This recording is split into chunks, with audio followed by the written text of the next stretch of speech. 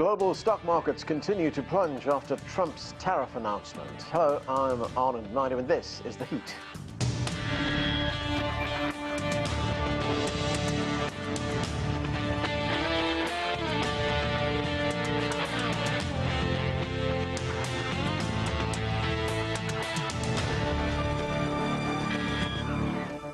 The world is bracing for a global trade conflict as nations weigh their responses to US President Donald Trump's announcement of worldwide import taxes. China has imposed a 34% tariff on American products after Trump hit Beijing with a combined levy of 54%. We begin with this report from CGTN's Nathan King. Well, after the latest shocking tariff moves from the Trump administration, China was bound to respond. Responding quickly and in proportion. Trump, another 34% on Chinese imports, exactly what Beijing is doing, 34% on US imports into China. That will take effect April 10th, the day after Trump's new tariffs come into force. But some are going in right away. Let me read you the list. On April 4th, 7 rare earth export controls coming in. Now remember, China not only mines these but processes a lot of them. They're very important for US industry. 11 US companies put on the unreliable entity list, including a couple of drone makers, and they need Chinese tech for that. 16 US companies entered the export ban list. Some are security related. They're starting a probe on certain made US medical equipment. That includes the Fortune 500 company DuPont. 6 US companies banned from exporting food and agricultural goods to China. The Chinese government, even though it's a holiday, issued a rare statement saying this practice of the US is not in line with international trade rules, seriously undermines China's legitimate rights and interests, and is a typical unilateral bullying practice. And now Trump, of course, hitting back in his usual undiplomatic way to China, saying on his Truth Social media platform, China played it wrong, they panicked, the one thing they cannot afford to do. When the US really wanted China to import a lot of its energy, and obviously China is responding. Nathan King, CGTN at the White House. Okay, to discuss all of this, let's bring in our guests. Joining us from New Jersey, Anthony Chan is the former chief economist at JPMorgan Chase & Company. From North Carolina, we're joined by Klaus Larres. He is a distinguished professor of history and international affairs at the University of North Carolina at Chapel Hill. Here in Washington, D.C., Abdullahi Boru Halakhe is an Africa security and policy analyst. And from Beijing, we're joined by Gong. He is a professor of economics at the University of International Business and Economics. Thank you, everyone, for being with us. Gong, China has announced a 34% tariff on U.S. imports in response to that combined U.S. tariff of 54% on products from China going into the United States. What is the Chinese strategy here? How will it affect the economy there? Well, I think the Chinese government will have to respond. It's not going to stand by watching these tariffs imposed on China unchallenged. I think it waited for 2 days, and I'm guessing that it's probably trying to coordinate with the European Union, with maybe Japan, South Korea, maybe even Canada, to come up with some kind of a concerted response. But I think the fact that the Chinese government is the only one and the first one to take action against Washington shows that China is willing to take the leadership to respond to this. Now, in terms of the impact on the economy, certainly this is going to be a shock. I think I think I'm very concerned that it will lead to a escalation of the further tariffs on both sides, which will deal a huge blow to the bilateral trade between the two countries. And after all, this is over a $400 billion market from China's perspective, involving a lot of jobs, a lot of businesses. So hopefully, as typical as the Trump administration, as are probably similar to the first trade war during his first administration, both sides will probably engage in a dialogue or negotiation later on and come up to some kind of a compromise. So, John, as you say, as China is weighing up its options, it may be looking at concerted action together with perhaps the European Union, perhaps with Canada as well. So, I mean, looking ahead, you see some kind of major realignment in the relationship, say, between the EU and China?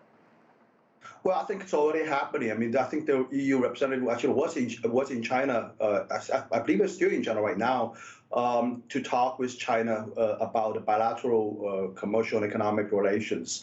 I think I read the latest statements from both sides. It's sounds really warming up to the the relationship between both sides. And I think based on the statement from European Union Commissioner von der Leyen, she says that the European Union is going to respond in kind. It just hasn't yet. I don't know, what's going to happen, but I think there will be some kind of a response from the European Union. So this is probably going to be interpreted as a concerted effort in some way, I guess. Anthony Chan, great to see Anthony. Stock markets, as I've said, around the world, they have dropped significantly in the wake of the president's announcement. There have been huge losses.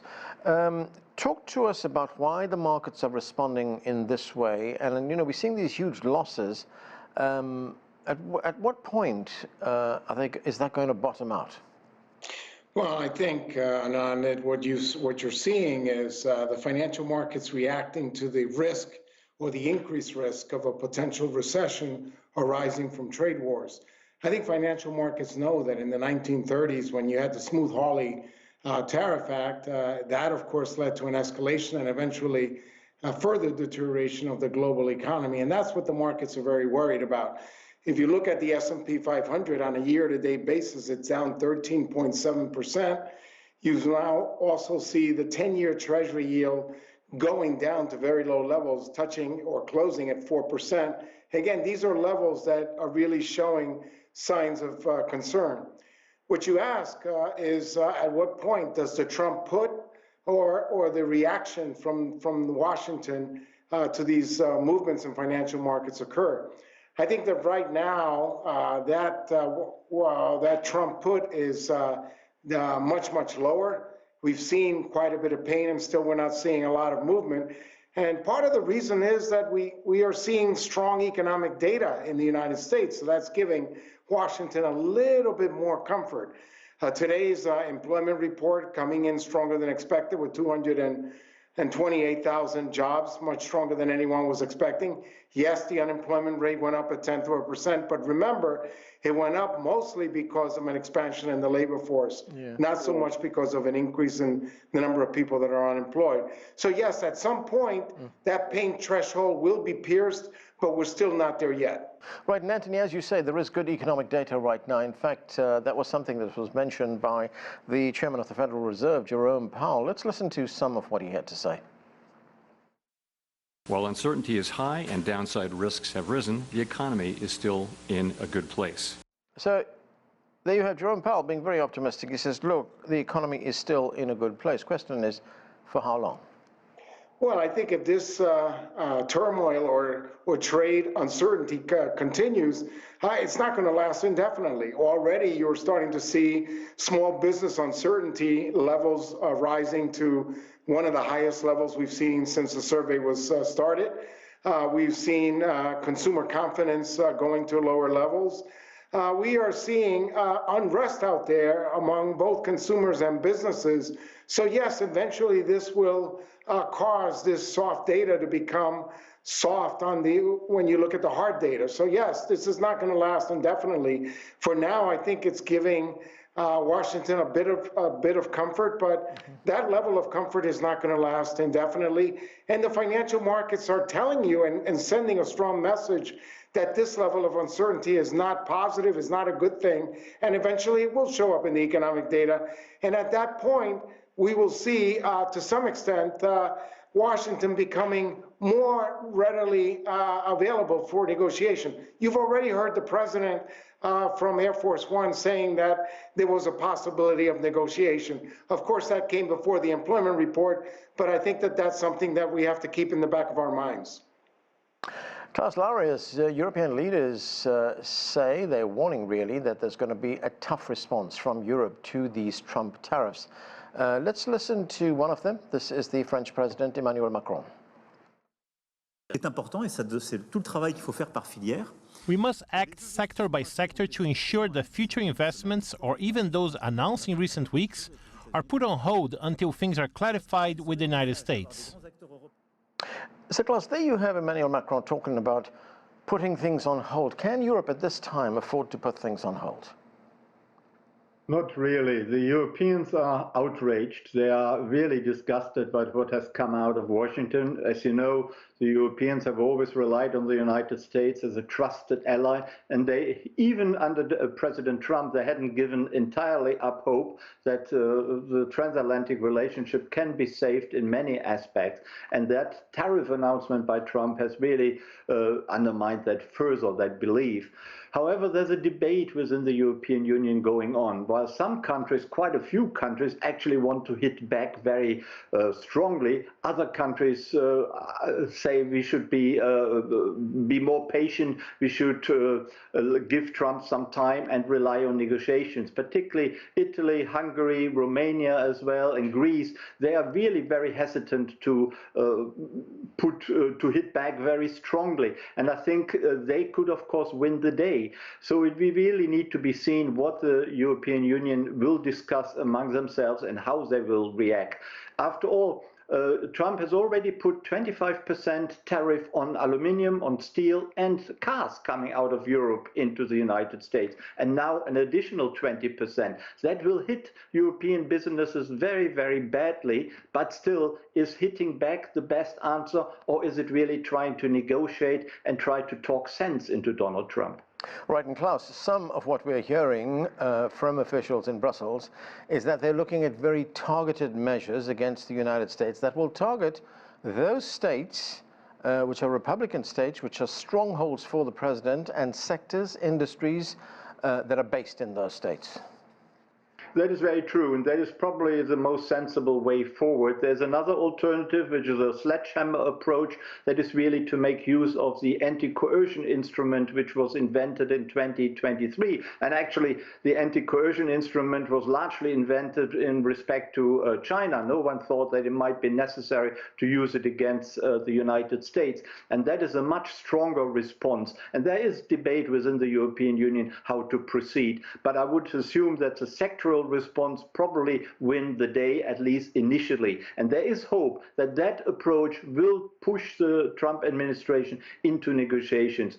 And the calmer voices also say, wait a month or wait 2 months, and then the Trump administration will by itself have changed its mind, because the stock market is going down. There might well be a recession in the United States, and there will be a lot of pressure on Trump by his Republican congressmen and senators, by his constituents.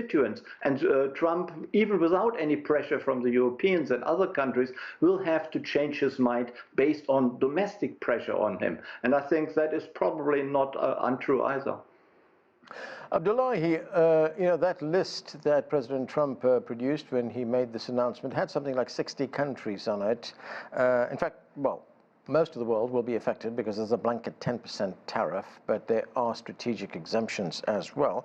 But let's look at how it affects some of the countries on the African continent. I mean, we look at South Africa, we look at Kenya, we look at Nigeria. These are some of the major economies on the continent. But at the other end, we have even a small country like Lesotho, which is right in the middle of South Africa, which will be hit 50% tariffs on this country. Its major exports are diamonds to the United States, as well as jeans. How is this going to affect the continent? This will affect the continent in a way that we haven't seen before, in the sense that just a few weeks ago, US aid was dismantled. That vacuumed a lot of support from some of these countries. And now, secondly, you're having tariffs added on some of these countries. From the list, you saw that Southern African countries were affected more because they were the countries that did well under the AGOA, that is Africa Growth and Opportunities Act, that was put in place 20 years ago. So countries like Lesotho that are exporting a lot of garments and clothes to the United States, are being told now you are being punished because you did very well under AGOA. But into my mind, this is an opportunity for African countries as well to really go very hard into ensuring that the continental free movement of goods and people and trade now it is not a luxury that they can afford to look the other way, but it is something that they have to do. On top of that, they need to begin trading not just within themselves, but also with other emerging economies like China that has invested a great deal into some of these countries, but also trading with the Gulf countries in a very strategic ways. And Abdullahi, you mentioned AGOA, that's the Africa Growth and Opportunity Act, that gave preferential access to a number of African countries to the United States market. Now, with these tariffs, does that mean effectively that it's over, AGOA is over? I think for all intents and purposes, AGOA is dead but not buried, because by September, the Congress has to reauthorize AGOA. But if these trade tariffs are already kicking in, if aid has already been vacuumed out of some of these African countries, what is the function of AGOA if, let's say, Lesotho has to pay that amount of tariff on what it is, or a country that is already struggling with high levels of HIV/AIDS, and what they transport are not really a lot to the United States. So I think it will make it very, very difficult for AGOA to come back. Look, AGOA was not perfect, but AGOA was an opportunity for many of these countries to really add value to some of their products. And a lot has been said about Africa doesn't need aid, it needs trade. But if you are being punished for doing very well in a very small, targeted umbrella under AGOA, then what is the point? Right, John Gong, one of the other measures that's being looked at by the Chinese government, in fact they have acted on this, is to take this to the World Trade Organization. China has filed a lawsuit through the World Trade Organization's dispute resolution mechanism. What do you expect to come out of that? Well, I don't expect anything coming out of it. Even if there's something coming out of it, it will just be totally disregarded by President Trump with utmost contempt.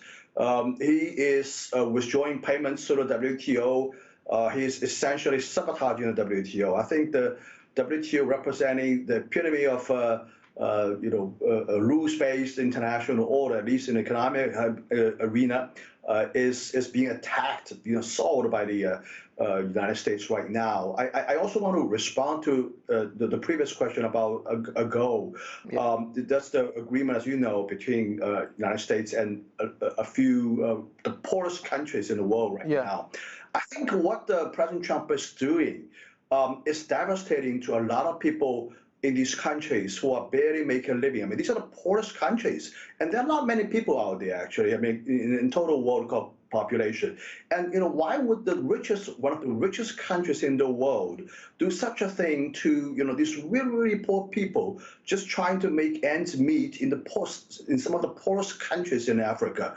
It's just totally uncalled for. I think the fact that he's doing this shows an utmost contempt and disregard for the livelihood of these people. No compassion at all. No concern for the poorest people at all. I think this president, there's still something seriously wrong with his view towards other countries, other peoples. Anthony Chan, there's been a great deal of speculation and discussion in the media about the president's end goal. Why is he doing this? Where is he heading with this? And one of the theories we hear is that he wants to go back to a previous time in the United States when it was a manufacturing powerhouse. He wants to restore all that capability to the United States, especially in the American heartland. But given today's economic climate and landscape, is that realistic? No, Anand, it is not realistic. I recently wrote a paper on a Substack article under the People's Economist, Anthony Chan, and what I looked at was something that was mentioned, and that is maybe bringing back the 1 million auto jobs from Mexico into the United States. But if you look at the United States statistics, the JOLT survey, for example, we have almost 500,000 job openings in the manufacturing sector. We have unemployment rates that are very close to the lowest level in 50 years. So bringing back those manufacturing jobs is almost impossible. We just don't have enough of a labor force to be able to absorb that. And by the way, there is some validity to the fact that certainly over the last couple of decades, we've lost millions of jobs, almost 4 million jobs in the manufacturing sector. But what is not mentioned is that we've gained more jobs in the health sector, in the leisure and hospitality, and in other sectors. So we've more than made up those jobs that we lost in manufacturing. Now, it's not an issue to say that manufacturing jobs don't count, but you really have to look at the entire picture. And what we've seen in the last couple of decades is that we've created a lot of jobs. They're just different. And so, yes, you're absolutely correct. It is unrealistic to believe that those manufacturing jobs would come to the United States. And it's also unrealistic to believe that somehow the United States is a victim because they lost those manufacturing jobs because they gained other jobs. And by the way, they gained more than the jobs that they lost in manufacturing over the same period of time. Anthony, there are also fears, of course, in the United States of prices rising, of inflation rising as well.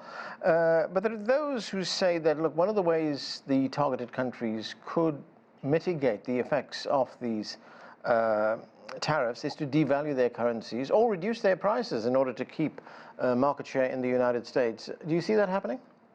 I really don't, because this administration is watching the currencies, sometimes even accusing other countries of manipulating their currency or devaluing their currency, when in fact they may not have done that. So if they start doing that, that will lead to more retaliation or perhaps even higher tariffs. This formula for the reciprocal tariffs was supposed to address these, the possibility of devaluing the currency, the possibility of non-tariff barriers.